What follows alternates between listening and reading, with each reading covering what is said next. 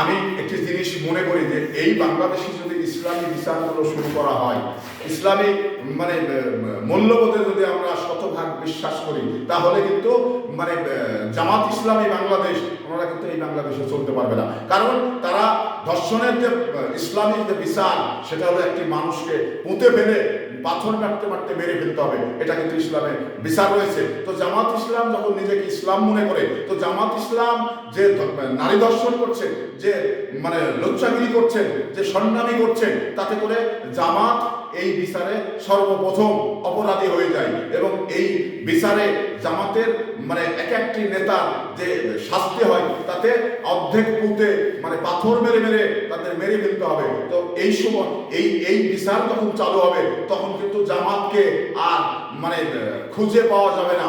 এটা আপনারা মনে করে দেখুন। এবং এই জামাতের যে আমার যে কথাটাই, এই কথার সঙ্গে জামাতের যে চালচলন, এটা কিন্তু মিলিয়ে দেবেন।